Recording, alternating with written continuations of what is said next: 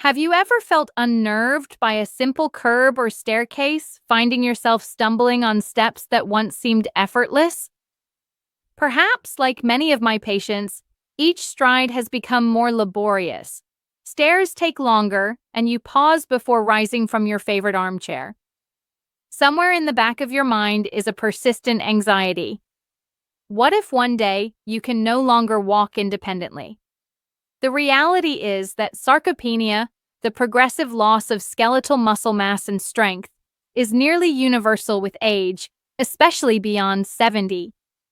Yet, it is not inevitable that you succumb to frailty and immobility. My name is Dr. Lauren Pierce, geriatrician and rehabilitation specialist, and I have seen firsthand the transformative potential of targeted interventions in patients across Europe. My story today begins not just with medical facts, but with people, real Europeans who have faced and overcome declining mobility and muscle strength in later life. Let me introduce George, an 85-year-old from Bristol, UK, who for years battled the slow, insidious weakening in his legs. When he first came to my clinic, George struggled just to climb the 3 steps to our entrance. He reported a history of several near falls, a growing sense of vulnerability, and a looming fear of complete dependence. George, like so many, believed deep down that muscle loss was a one-way street after 70.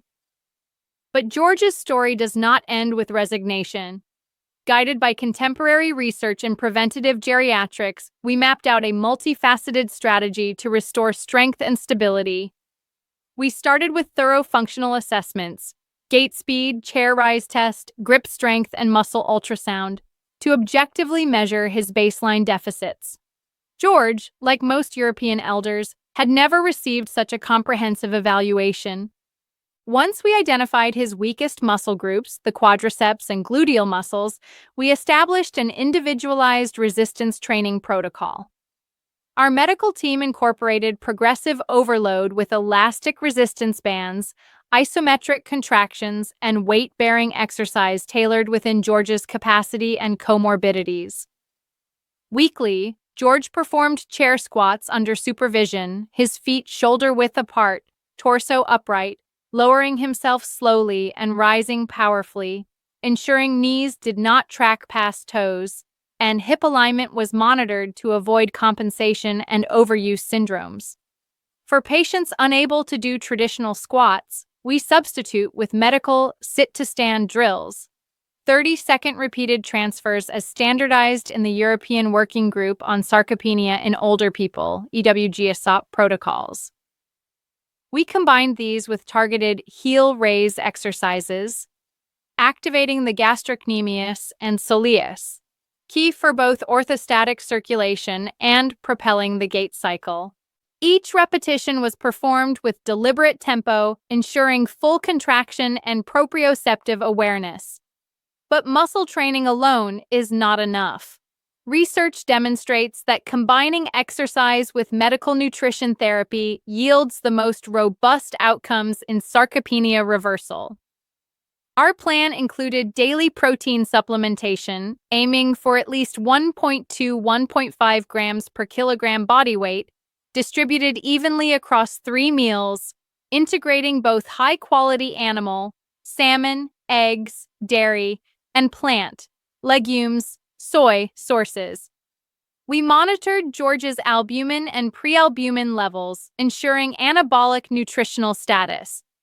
We also checked vitamin D, 25-OHD, via blood work, supplementing him with 2,000 IU daily whenever deficient, as vitamin D is critical for musculoskeletal synthesis and reducing fall risk.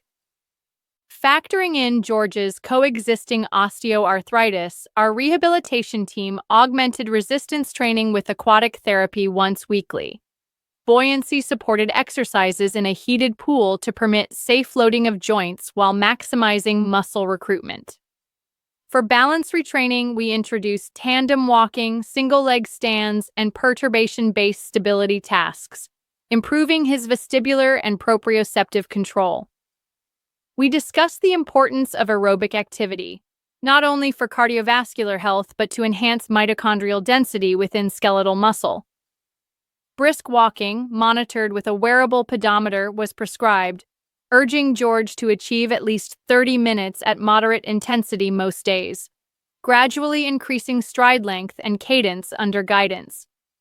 He combined this with daily stair climbing at home, substituting for missing elevator rides, every flight of stairs acting as a therapeutic challenge, remodeling type 2 muscle fibers. Importantly, every stage of the plan was titrated according to George's perceived exertion using the Borg scale, with constant monitoring for cardiac or orthopedic contraindications. But the journey was not his alone. Marie, 78, from Marseille, faced chronic venous insufficiency and nighttime leg cramps after sitting extensively during the COVID-19 pandemic. She was terrified of deep vein thrombosis, DVT, and swelling, and indeed, vascular risk rises substantially when the calf muscles are underutilized.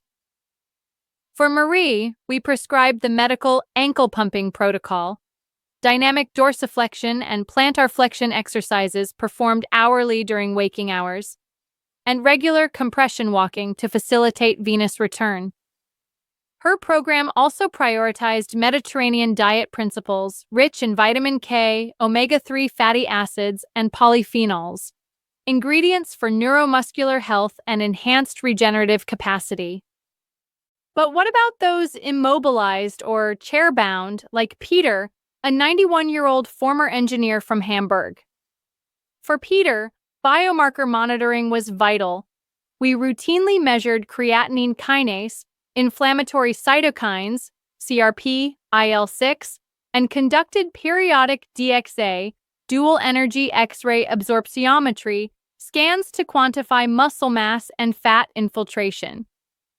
Peter's sessions featured neuromuscular electrical stimulation, NMES, a non-invasive technique using transcutaneous electrical pulses to provoke muscle contraction, shown in randomized controlled trials to significantly increase muscle cross-sectional area, even without voluntary movement. Cognitive engagement also plays a critical role in successful aging.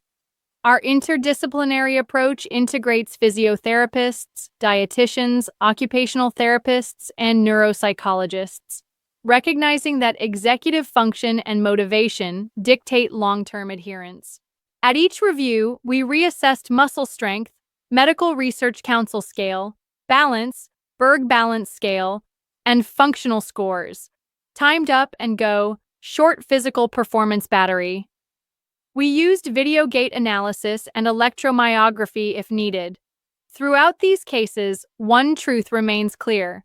Sarcopenia and physical decline are not normal consequences of aging, but medical syndromes with clear diagnostic criteria and reversible trajectories.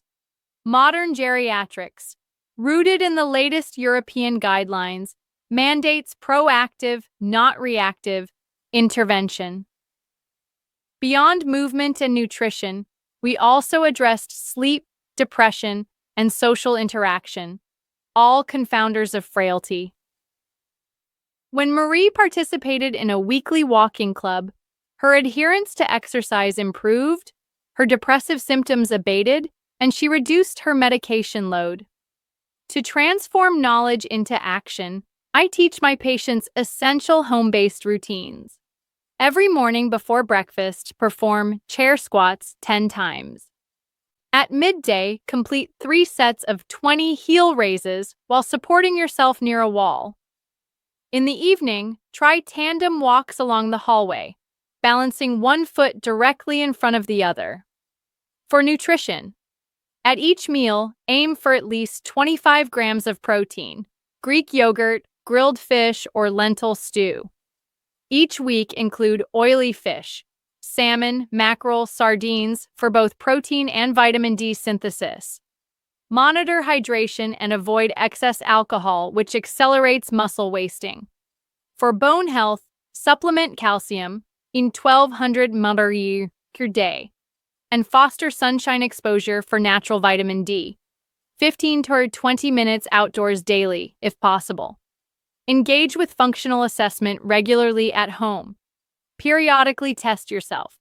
How many times can you stand and sit from a chair in 30 seconds? Can you balance on one leg for more than 10 seconds? Record progress and share with your care team. Beware of overly aggressive protocols. In patients with multiple comorbidities, every step must be calibrated, and medical clearance is necessary. The European Society for Clinical Nutrition and Metabolism, ESPEN, also endorses leucine supplementation, an amino acid pivotal for mTOR pathway activation in muscle protein synthesis. Incorporated via whey protein shakes when dietary intake is insufficient. For those with diabetes or cardiovascular disease, tailored programs moderate intensity and focus on glycemic control and hemodynamic stability. Incorporating interval walking, cycling, or upper body resistance with light dumbbells. If depression impedes motivation, cognitive behavioral therapy is integrated either individually or in group sessions, maximizing the mind-body feedback loop. Importantly, all interventions are evidence-based, tracked with validated measurement tools, and dynamic, evolving as patients progress. For every George, Marie, or Peter, success stories abound. After 3 months, George's gait speed increased 35%. His risk of falls, per the Johns Hopkins Fall Risk Assessment, dropped substantially. Marie's nocturnal cramps disappeared, and her swelling resolved. Peter, after 6 months on NMES and a high-protein regimen, regained the ability to safely transfer from bed to wheelchair independently. Their experiences reinforce a central message of modern medicine.